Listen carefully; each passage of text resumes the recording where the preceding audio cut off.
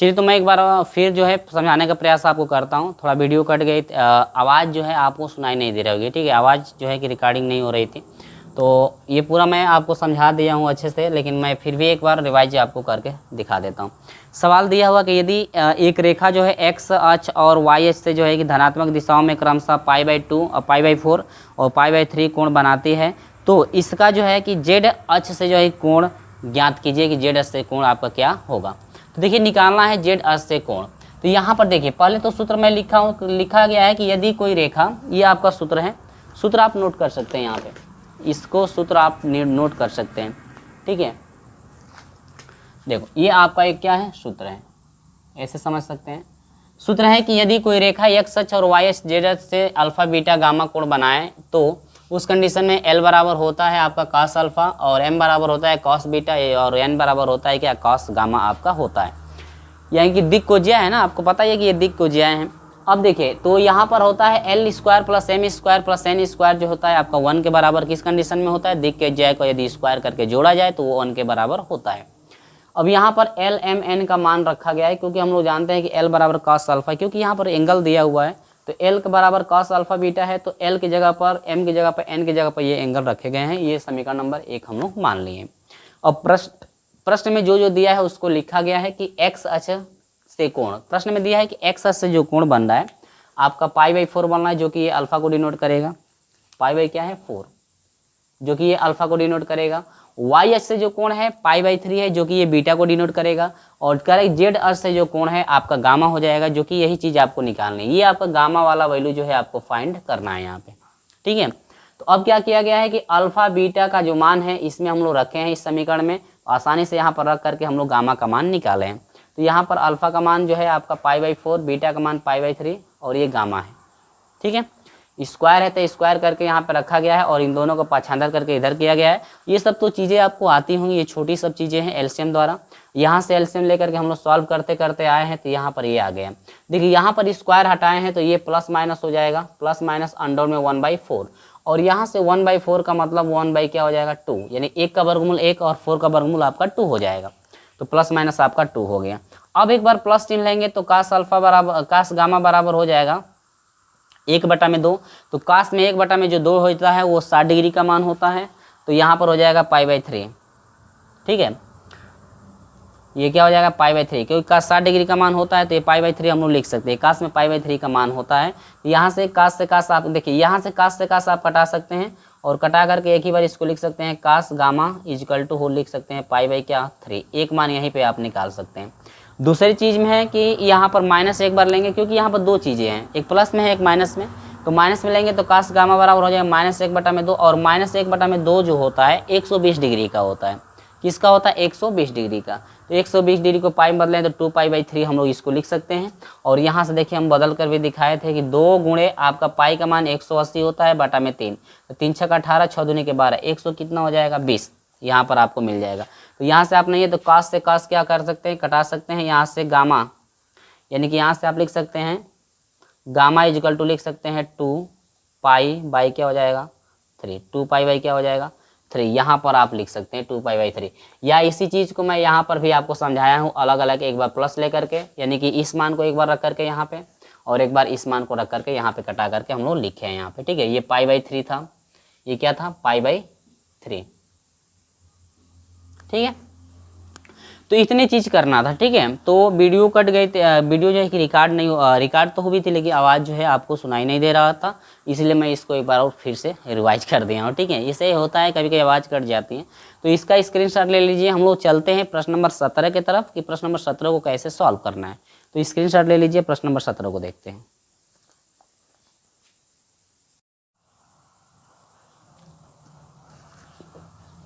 चलिए तो इसी के साथ हम लोग प्रश्न नंबर 17 की बात करते हैं।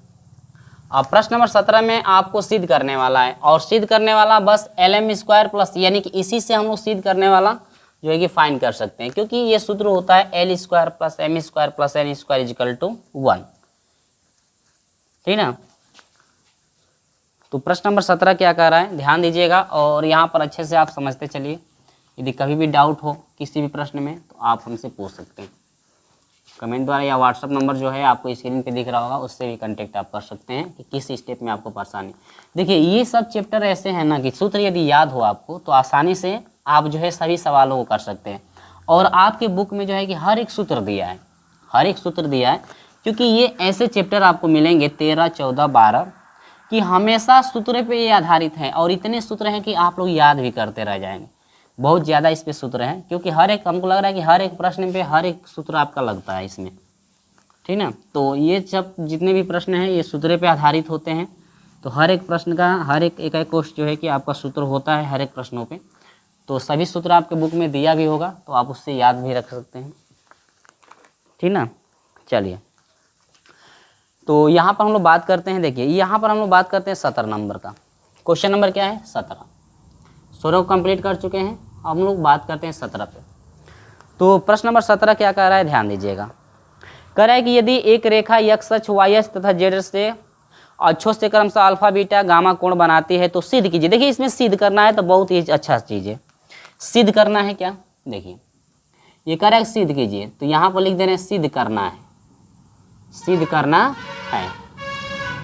सिद्ध क्या करना है? सिद्ध ये करना है इसमें कि sine square alpha plus cos square beta plus sine square alpha plus sine square beta plus sine square gamma.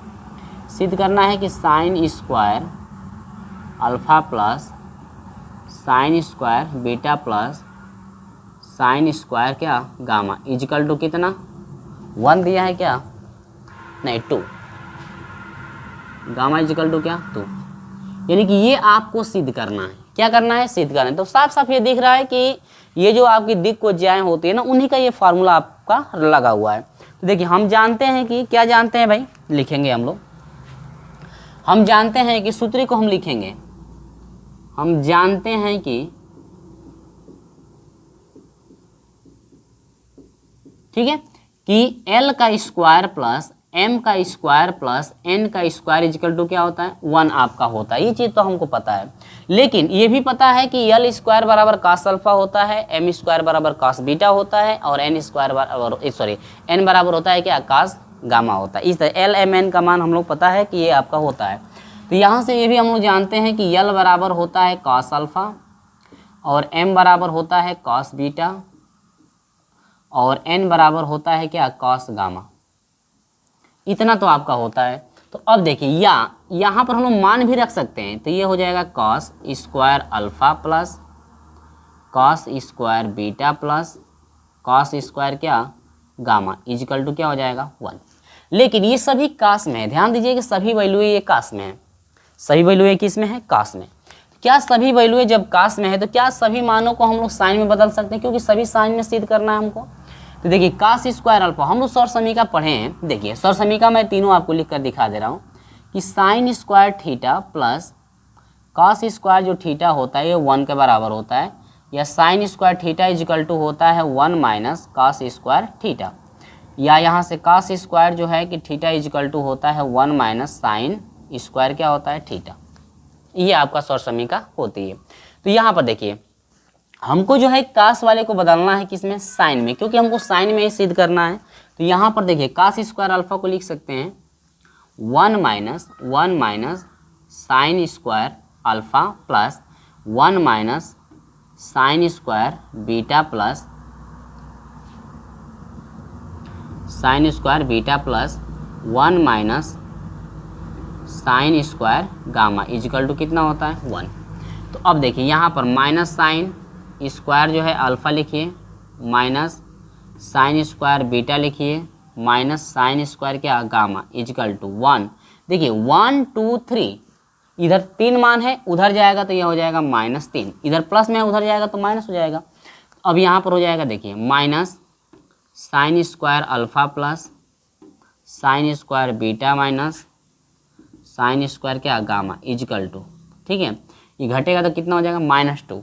देखिए सभी मान यहाँ पे माइनस में आ रहे हैं, सभी मान किस में है, माइनस में, लेकिन हम लोग देख रहे हैं कि जो सिद्ध करने वाला मान है वो सभी मान प्लस में है। तो सभी माइनस में दोनों पक्ष में जो है कि लेफ्ट हैंड साइड और राइट हैंड साइड दोनों तरफ जो है माइनस से गुणा कर दीजिए। तो ये आपको हो जाएगा sign square alpha plus sine square beta plus sine square क्या गामा, ठीक है, इजकल टू कितना हो जाएगा 2। यानी कि यहाँ पर जो है ये आपका फाइनल आंसर यहाँ पे निकल कर आ चुका है। यहाँ पर क्या निकल कर आ गया है, फाइनल जो है कि यहाँ पे आंसर आपका निकल कर आ चुका है। ये आपका हो गया फाइनल आंसर। और इति सिद्धम, इति सिद्धम, यही आपको क्या करना था, सिद्ध करना था, ठीक ना। तो ये बस सूत्र पे आधारित था। 16 नंबर का जो सूत्र था वही सूत्र यहाँ पे अप्लाई किया गया है और इसको साइन में बदला गया है। क्या किस में बदला गया है, साइन में। यदि ये कॉस में होता ना तो आसानी से हम लोग कॉस में यहीं पे सिद्ध हो जाता, तो ये हमको साइन में बदलना था, तो सरसमीका के द्वारा हम लोग साइन में यहाँ पे बदल दिए हैं, जो कि 17 नंबर यहाँ पे कंप्लीट हो गया। तो चलिए इसका स्क्रीनशॉट ले लीजिए, हम आपको लेकर चलते हैं प्रश्न नंबर 18 की तरफ। स्क्रीनशॉट जल्दी से इसका ले लीजिए। चलिए देखिए यहाँ पे प्रश्न नंबर हम लोग 18 की बात करते हैं और प्रश्न नंबर 18 के जैसा ही आपका प्रश्न नंबर 19 है। दोनों सवाल आपके लगभग एक ही जैसे हैं। करें साबित करें कि बिंदु इतना तथा बिंदु इतना तथा इतना से होकर गुजरने वाली रेखाएं परस्पर समांतर। देखिए समांतर का मतलब यह हुआ कि यहाँ पर बिंदु दिया हुआ है। क्या दिया हुआ है, बिंदु। देखिए दो रेखाओं के यदि बिंदु दिए हैं, दोनों पॉइंट आपका दिया गया है, दो रेखा। देखिए करें साबित करें कि बिंदु इतना तथा इतने पर जाने वाली रेखा पर परस्पर क्या है, लंब है। तो कोई बात नहीं है, लंब की कंडीशन आपको लिखवा दे रहे हैं। अभी सूत्र लंब की कंडीशन क्या होती है और दोनों समांतर होंगे तो उस कंडीशन में क्या होगी। तो 18 नंबर में समांतर कह रहा है और 19 नंबर में आपसे लंब आपको सिद्ध करने के लिए देगा, ठीक है। तो यदि देखिए आपको रेखाओं के यदि दिक् अनुपात आपको पता हो ना, रेखाओं का क्या है, दिक् अनुपात। यानी कि यदि दो रेखाओं के यदि दिक् अनुपात यदि दिए गए हैं तो उस कंडीशन में आपका समांतर कब होती हैं। तो यहाँ पर देखिए यदि सूत्र मैं लिख रहा हूं, यदि दो रेखाओं के दिक् अनुपात क्रमशः, यहां पर सूत्र मैं लिख दे रहा हूं, सूत्र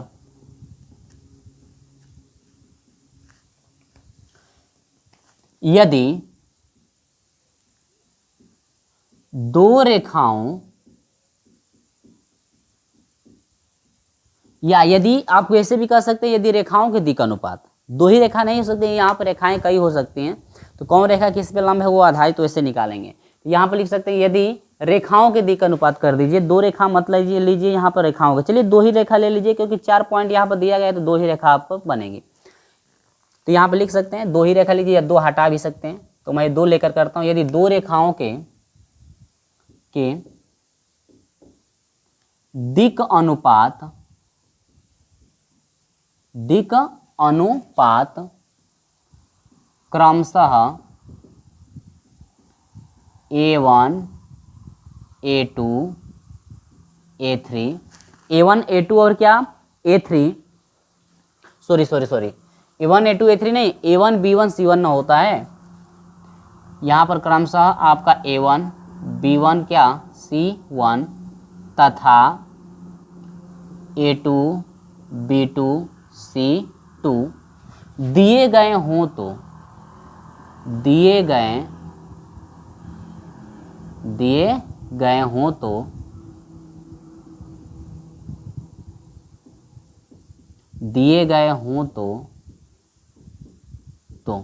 यदि देखिए यदि दो रेखाओं के यदि दिक् अनुपात आपके दिए गए हैं और ये आपको पता करना है कि क्या दोनों रेखाएं एक दूसरे पे लंब हैं या दोनों रेखाएं एक दूसरे क्या है, समांतर हैं।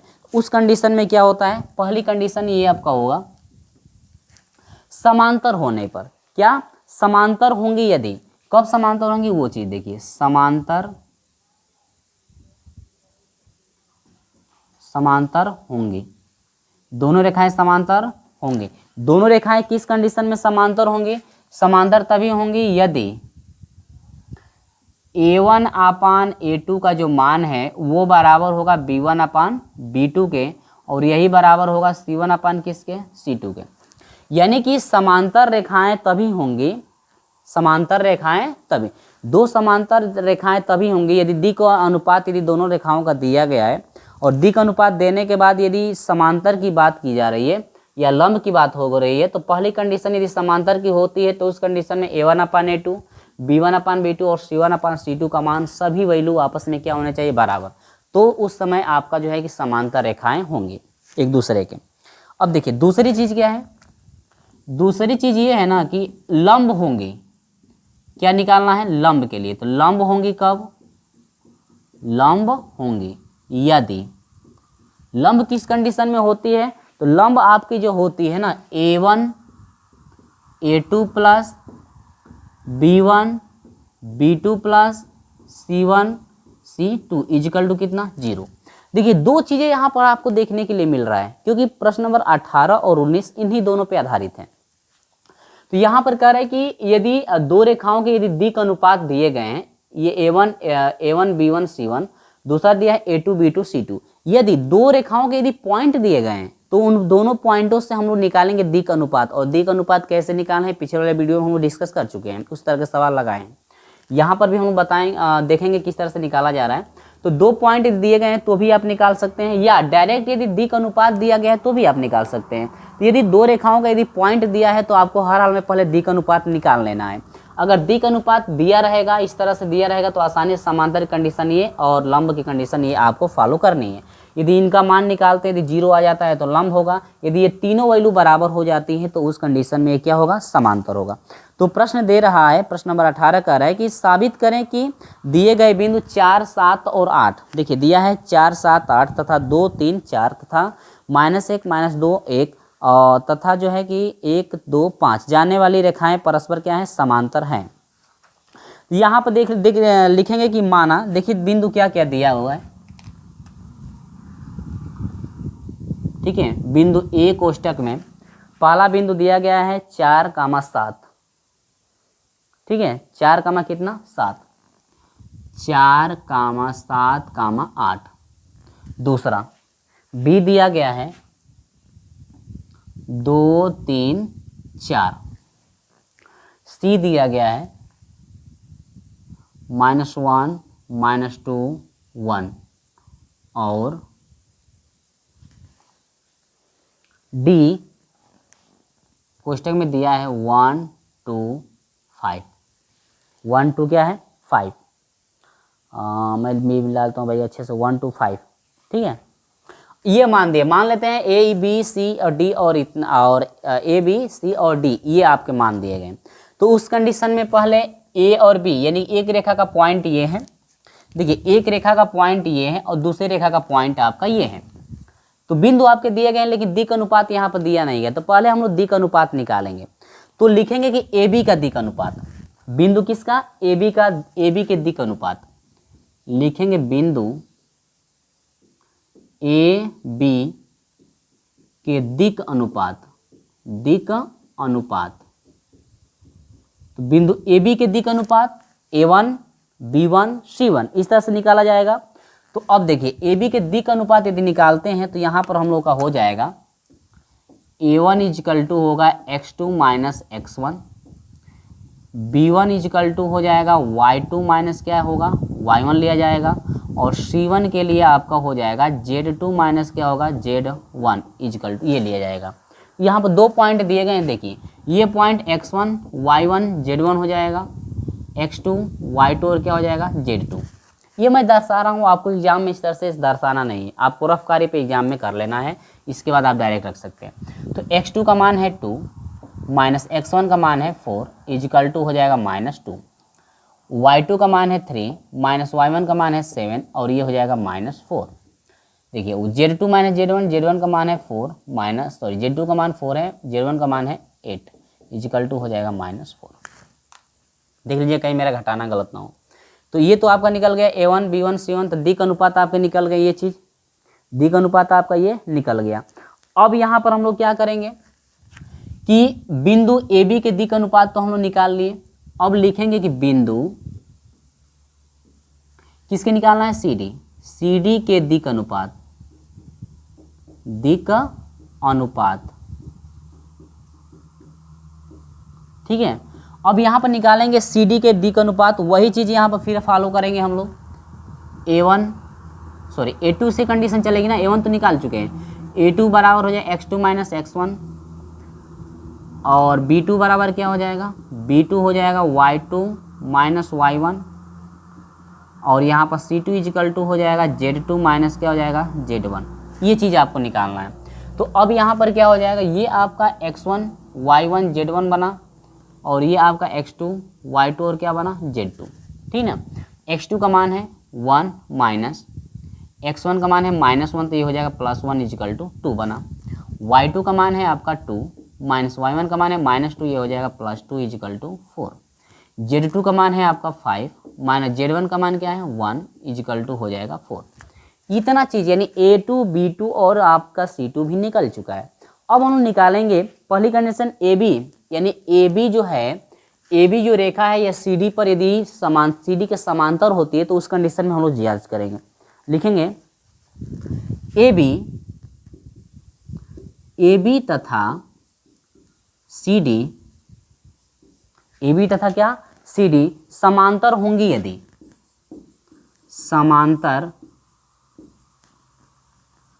समांतर होंगी, यदि किस कंडीशन में समांतर होंगी, यदि आपका A1 अपान A2 जो है ये बराबर B1 अपान क्या B2 यही equal to C1 upon C2, यदि तीनों मान बराबर है तो देखते हैं हम लोग सॉल्व करके क्या तीनों मान बराबर हो रहे हैं कि नहीं। A1 का मान क्या है -2 अपान A2 का मान क्या है आपका है 2 इजिकल टू B1 का मान है -4 अपान B2 का मान क्या है 4, C1 का मान क्या है आपका C1 का मान है -4 अपान C2 का मान क्या है 4। अगर मैं यहाँ पर कर दूँ तो यह हो जाएगा -1 इजिकल टू -1 इजिकल टू -1, यानी कि 2 से 2 कटा, 4 से 4 कटा, 4 से 4 कटा, तो ये टोटल मान आपके यहाँ पे निकल कर आ चुके हैं। जब तीनों वैल्यू आपस में बराबर हैं अतः रेखाएं परस्पर समांतर हैं। लिख सकते हैं कि अतः रेखाएं परस्पर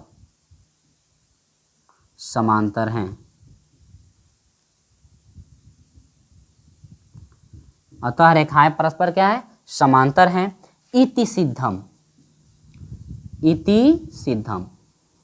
यही आपको क्या करना था सिद्ध करना था। तो यहाँ पर जो है फाइनल आंसर निकल कर आ चुका है, ठीक है। देखिए भाई, तो इस तरह से आपको जो है स्टेप बाय स्टेप कर लेना था, जो कि बहुत ही आसान है, बहुत ही आसान है। सूत्र याद है तुरंत आप कर सकते हैं। बिंदु दिया है दिक् अनुपात कैसे निकाला जाता है, अब मान लीजिए बिंदु दे दिया, दिक् अनुपात निकालने का तरीका ही नहीं पता है, तब तो आपसे कुछ नहीं हो सकता है।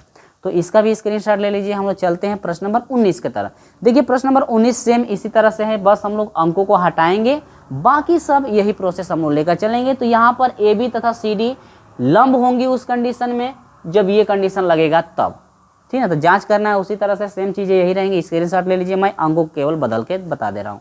तो स्क्रीनशॉट ले लीजिए प्रश्न नंबर 18 का। चलिए, तो हम लोग आ गए हैं प्रश्न नंबर 19 का। देखिए प्रश्न नंबर 19 करें, साबित करें कि मूल बिंदु को, देखिए भाई मूल पॉइंट दिया है, तो आपको पता है कि मूल बिंदु की बात जब आ रही है तो मूल बिंदु का मान 0 0 होता है। यानी मूल बिंदु को 2 1 1 से मिलाने वाले सरल रेखा बिंदुओं इतने इतने से जाने वाले रेखा पर लंब है। सेम चीज़ें वही हैं। मूल पॉइंट दिया है तो आप मानेंगे कि माना A का पॉइंट मूल पॉइंट वाला हो गया, B का मान दूसरा वाला हो जाएगा, C का मान तीसरा मान जो बिंदु दिया है वो हो जाएगा, D का मान आपका चौथा वाला मान हो जाएगा, ठीक है ना। इस तरह से आप लिख सकते हैं। तो जो जो मान दिया है यहाँ पर हम रख दिए हैं, इसके बाद यहाँ पर निकाल सकते हैं।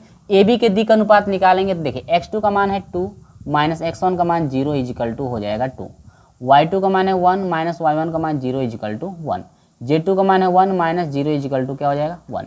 अब यहाँ पर CD से निकालेंगे, C और D से निकालेंगे। देखिए x2 माइनस x1, यहाँ पर x2 का मान है 4 माइनस x1 का मान 3 इजिकल टू 1।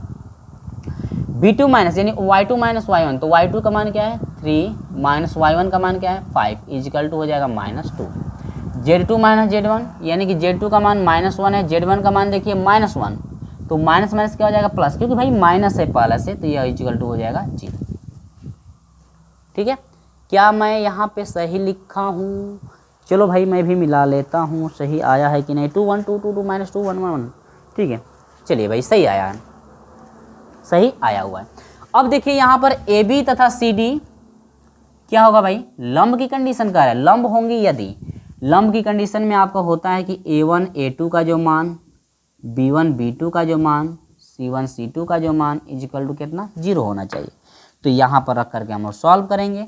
A1 का मान है आपका 2 मल्टीप्लाई A2 का मान क्या है 1 प्लस B1 का मान है 1 मल्टीप्लाई B2 का मान क्या है -2 प्लस C1 का मान क्या है 1 गुणे C2 का मान क्या है 0 इजिकल टू कितना हो जाएगा 0।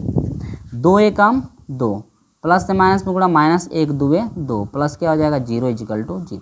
2 में 2 घटा कटेगा तो 0 इजिकल टू क्या हुआ 0। क्या दोनों साइड बराबर हुई, लेफ्ट हैंड साइड और राइट हैंड साइड दोनों इक्वल हो गई।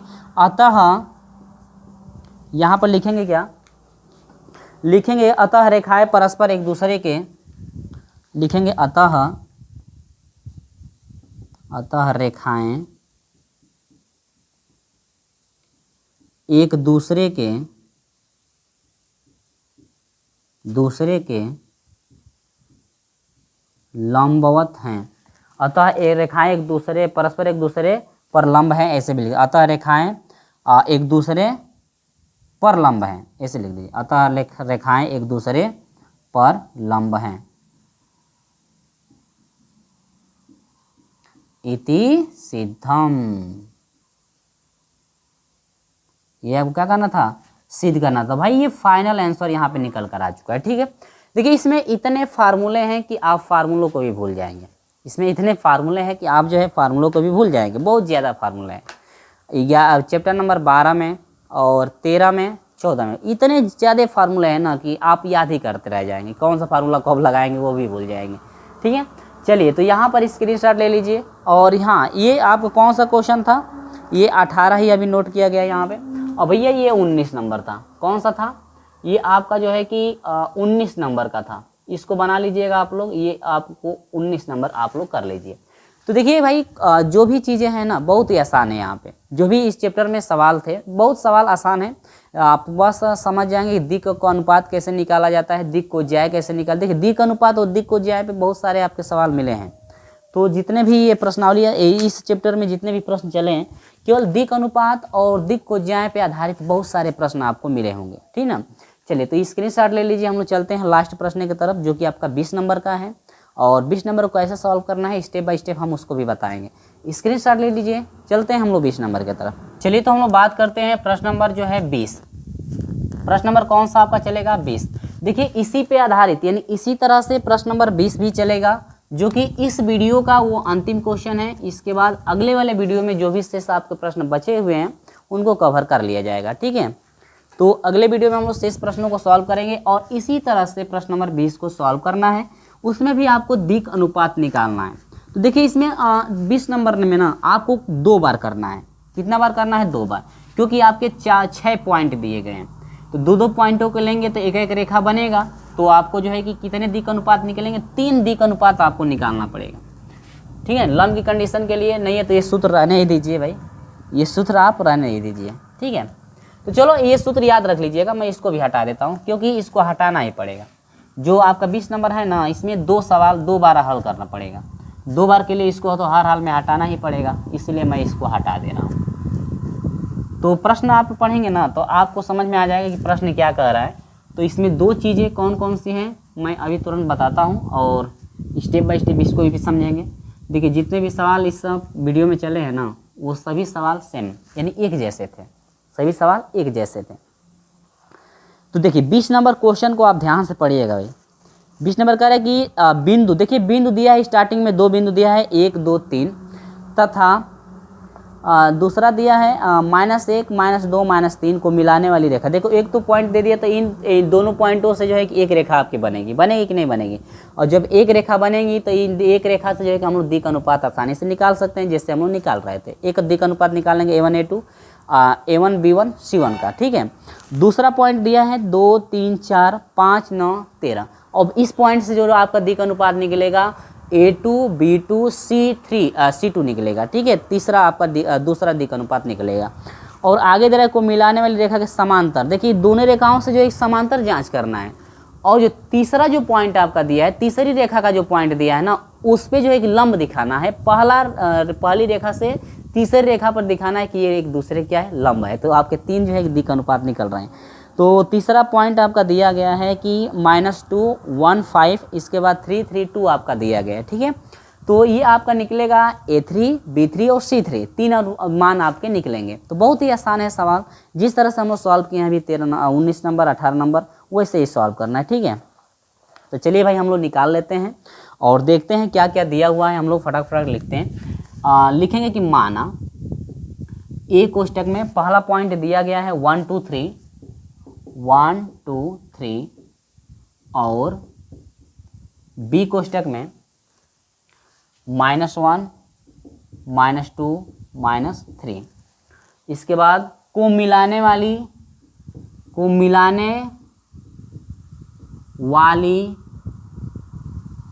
रेखा, ठीक है। तो मिलाने, दो बिंदुओं को मिलाएंगे तो रेखा कौन बनेगा? रेखा क्या है? ए बी तथा, ठीक है। इन दोनों पॉइंटों को मिलाएंगे तो एक रेखा बनेगा, उस रेखा का नाम हम लोग देंगे ए बी रेखा, ठीक है। अब देखिए आगे बढ़िए। तथा दूसरा पॉइंट आपका दिया है सी कोष्टक में हो जाएगा दूसरा पॉइंट 2 3 4 2 3 4 और डी पॉइंट आपका हो जाएगा 5 9 13। डी पॉइंट हो जाएगा 5 9 और क्या हो जाएगा 13 को मिलाने वाली रेखा। अब इस रेखा का नाम बताइए तो सी डी बन जाएगा। को मिलाने वाली रेखा, को मिलाने वाली रेखा, मिलाने वाली रेखा क्या बन जाएगी? C D. अब इन दोनों पॉइंटों को मिलाएंगे तो ये रेखा बनेगी क्या? C D. अब कह रहा है कि ये जो आपकी ए बी रेखा है क्या सी डी रेखा के समांतर है कि नहीं, ठीक है। और दूसरी कंडीशन में ये दिया है क्या जो ए बी वाली रेखा है, जो लास्ट वाला जो पॉइंट दिया है क्या उस पर ये लंब है कि नहीं। तो लास्ट वाले पॉइंट को हम लोग लास्ट वाले में लेकर चलेंगे, ठीक है। तो पहले इन दोनों रेखाओं को हम लोग हल कर लें। तो रेखा ए बी के पहले दिक् अनुपात निकाल लें। किसके निकालना है? रेखा ए बी का दिक् अनुपात। रेखा ए बी के दिक् अनुपात, दिक् अनुपात। तो दिक् अनुपात निकालेंगे तो यह देखिए, दिक् अनुपात कभी भी निकालेंगे तो आपका क्या बनेगा? A1 बराबर निकलेगा x2 minus x1 is equal to A2 बराबर निकलता है y2 minus y1 is equal to, और यहाँ पर A1 हो गया, B1 हो गया और क्या हो गया? C1 इजिकल टू होता है Z2 minus Z1 is equal to, ठीक है। इसका निकालेंगे तो ये आपका हो जाएगा x1 y1 Z1 x2 y2 और Z2, ठीक है। तो अब हम लोग निकालेंगे।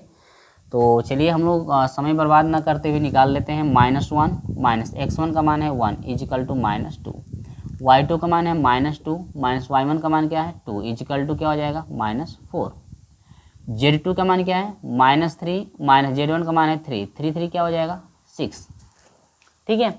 अब हम लोग क्या निकालेंगे? निकालेंगे सी डी के दिक् अनुपात, यानी कि रेखा सी डी के दिक् अनुपात, ठीक है। रेखा सी डी के क्या निकालेंगे? दिक् अनुपात। तो रेखा सी डी का जब दिक् अनुपात निकालेंगे तो ये आपका हो जाएगा A2 बनेगा ना, दूसरी रेखा है x2 माइनस x1 और यहाँ पर B2 इजिकल टू हो जाएगा y2 minus y1, C2 is equal to हो जाएगा Z2 माइनस क्या Z1 इजिकल टू। चलिए तो हम लोग यहाँ पर तुलना करते हैं भाई, x1 हो जाएगा y1 Z1 और ये x2 हो जाएगा y2 हो जाएगा और क्या हो जाएगा Z2। चलिए हम लोग निकालते हैं। x2 का मान है 5, x1 का मान है 2 इजिकल टू क्या हो जाएगा 3, y2 का मान है 9 माइनस y1 का मान क्या है 3 इजिकल टू क्या हो जाएगा 6। यहाँ पर Z2 का मान है 13 माइनस Z1 का मान क्या है 4 इजिकल टू कितना हो जाएगा 9। सही लिखे है कि नहीं? चलो भाई सही है, ठीक ना। अब यहाँ पर करें ए बी जो है सी डी पर, यदि ए बी जो है सी डी के समांतर है उस कंडीशन में, यदि ए बी तथा सी डी समांतर होंगे तब लिखेंगे कि यदि ए बी तथा सी डी समानांतर है भाई, समांतर नहीं समानांतर है, समानांतर होंगे या होगे। यदि समानांतर होती है तो उस कंडीशन में क्या होगा? समांतर होंगे, समांतर होंगे तब।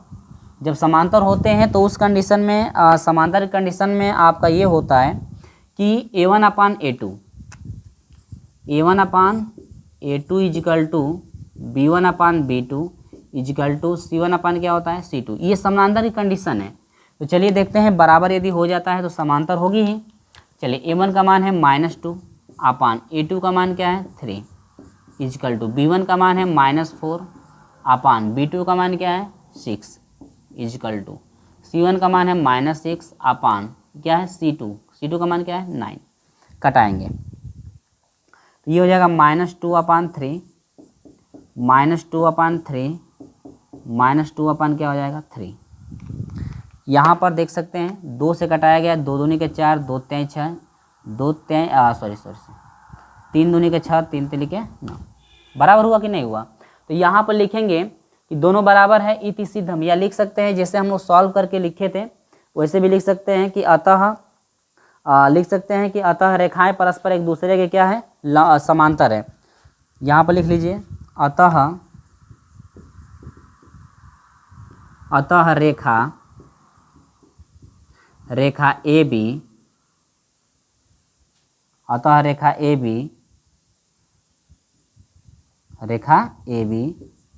रेखा CD के समांतर है, समानांतर है। अतः रेखा AB जो है रेखा CD के क्या है समानांतर है, इति सिद्धम, इति सिद्धम। ये आपको क्या करना था, सिद्ध करना था। और यहाँ पर जो है ये फाइनल आंसर यहाँ पर निकल कर आ गया। ठीक है, देखो इस तरह से स्टेप बाय स्टेप करना था, जो कि मैं आपको समझा चुका हूँ। ठीक ना, तो इस तरह से यहाँ पे करना था। तो एक तो समांतर कंडीशन दे रहा था और कह रहा है कि जो ए बी रेखा है, क्या जो तीसरा लास्ट वाला पॉइंट है, क्या वह वह उस पर जो है कि ये क्या लंब है कि नहीं, उसको भी दिखाना है। तो चलिए पुनः बिंदु लेते हैं भाई। चलिए यहाँ पर आते हैं, तीसरी प्रक्रिया शुरू होगी। अब लिखेंगे पुनः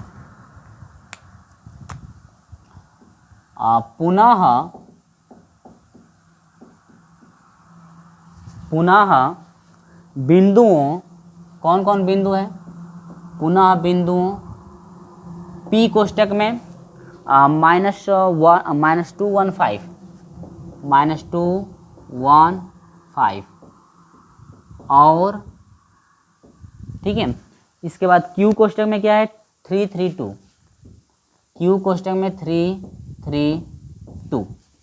ठीक है, को मिलाने वाली रेखा PQ है, को मिलाने वाली रेखा क्या है भाई, PQ है। अब बताइए PQ जब मिलाने वाली रेखा है तो दिक् अनुपात निकालिए। दिक् अनुपात मान लेते हैं, माना दिक् अनुपात जो है A3 और A3 B3 और क्या है C3 है। ठीक है, इस तरह से आप लिख सकते हैं। चलिए तो यहाँ पर लिखेंगे, तीसरा पॉइंट है ना, लिखेंगे कि रेखा PQ के दिक् अनुपात, ये तो आपको फाइंड करना है। तो जब दिक् अनुपात हम निकालेंगे तो A3 तीसरा है ना, तो A3 इजिकल टू हो जाएगा x2 minus x1 is equal to B3 बराबर हो जाएगा, B3 इजिकल टू हो जाएगा y2 minus y1 is equal to, और यहाँ पर हो जाएगा C3 इजिकल टू हो जाएगा Z2 माइनस क्या हो जाएगा Z1 इजिकल टू। इस तरह से निकालना है। तो आपको पता है कि ये आपका x1 y1 z1 है और ये आपका x2 y2 और क्या है z2 है। तो x2 का मान है -2 माइनस x1 का मान क्या है, सॉरी x2 का मान 3 है ना, 3 माइनस x1 का मान क्या है -2 है, तो ये हो जाएगा +2 इजिकल टू 5। y2 का मान है 3 माइनस y1 का मान क्या है 1 इजिकल टू हो जाएगा 2। z2 का मान क्या है 2 माइनस z1 का मान क्या है 5 इजिकल टू हो जाएगा -3, है ना। अब यहाँ पर हम लिखेंगे कि रेखा AB जो है रेखा PQ पर लंब होंगे यदि, ठीक है, इस तरह से हम लिखेंगे। अब रेखा AB तथा PQ पर लंब होंगे यदि, अब इधर मैं इधर कर देता हूँ, थोड़ा इधर बढ़ा लेते हैं ना। अब रेखा AB रेखा PQ पर लंब होंगे या होगी यदि, कब लंब होगी, लंब होगी तब भी कर सकते हैं, यानी कि लंब होंगे तब, लंब होंगे तब। तो लंब की कंडीशन में क्या सूत्र लिखवाया गया था? लिखवाया गया था कि a1 a2 plus b1 b2 plus c1 c2 is equal to कितना 0। चलिए तो a1 का मान बता दीजिए, -2 मल्टीप्लाई a2 का मान क्या है, सॉरी यहाँ पर देखिए तीसरे दिक् अनुपात से लिया जा रहा है, ये भी ध्यान दीजिएगा। चौथे से लिया जा रहा है, तीसरे से। तो a1 जो है आपका a3 बन जाएगा ना, तब तीसरे के लिए b3 ये बन जाएगा, और ये क्या बन जाएगा c3। अगर a2 b2 और c2 लेंगे तो आपका ये दूसरे से लंब निकालना पड़ेगा, लेकिन ये तीसरा दिक् अनुपात है तो हम लोग तीसरे से तो लेना है। तो a1 a3 plus b1 b3 plus c1 c3 हो जाएगा, गुणे a3 का मान क्या है 5 प्लस b1 का मान क्या है -4 मल्टीप्लाई b3 क्या है 2 प्लस c1 क्या है -6 मल्टीप्लाई c3 क्या है -3 इजिकल टू क्या हो जाएगा 0। 5 दूनी को हो जाएगा 10, माइनस 4 दूनी क्या हो जाएगा 8, माइनस से माइनस में हो जाएगा प्लस, 6 क्या हो जाएगा 18 इजिकल टू 0। माइनस वाला को जोड़ दिए तो यह हो जाएगा -18 प्लस 18 इजिकल टू क्या हो जाएगा 0। 18 से 18 कटा 0 इजिकल टू 0। काटने का मतलब क्या हुआ, घटा हुआ है भाई। तो जब दोनों पक्ष क्या हो गए बराबर हो गए, अतः रेखाएं परस्पर लंब हैं। अतः रेखाएं परस्पर लंब हैं, इति सिद्धम। यही आपको क्या करना था, सिद्ध करना था, इति सिद्धम। ये आपको क्या करना था, सिद्ध करना था। यहाँ पर फाइनल जो है आंसर आपका निकल कर आ चुका है। इस तरह से आपको स्टेप बाय स्टेप करना था, या ऐसे भी लिख सकते हैं कि अतः रेखाएं जो है ए बी जो है रेखा पी क्यू पर क्या है लंब है। ऐसे भी आप डिटेल से लिख सकते हैं कि अतः रेखा ए बी जो है रेखा पी क्यू पर क्या है लंब है। इस तरह से लिख देंगे तो और बेहतर रहेगा, इसलिए मैं बता दूं कि इस तरह से भी आप लिख सकते हैं, कोई काट नहीं सकता है। तो ये रहा प्रश्न नंबर 20 तक के प्रश्नों का सलूशन। इसमें 2 चीज़ें भाई पूछा था, 2 चीज़ें हम बता भी दिए हैं। ये फर्स्ट कंडीशन ये रहा, सेकंड कंडीशन आपकी ये रही, ठीक है। और ये वीडियो पसंद आती है तो इस वीडियो को एक लाइक करके जरूर जाइएगा, और हमारे साथ नहीं जुड़े होंगे तो चैनल को सब्सक्राइब करके हमारे साथ जुड़ जाइएगा। और जितने भी फ्रेंड हैं उनको भी ये सब चीज़ें बताइए कि यहाँ पर जो है कि पूरा बुक का सलूशन कराया जाता है, ठीक है। तो चलिए दोस्तों, मिलते हैं आपसे अगले वीडियो में, और अगला वीडियो जो है आपको मिलेगा प्रश्न नंबर 21 से जितने भी प्रश्न हैं आपको अगले वीडियो में सलूशन करा दिया जाएगा।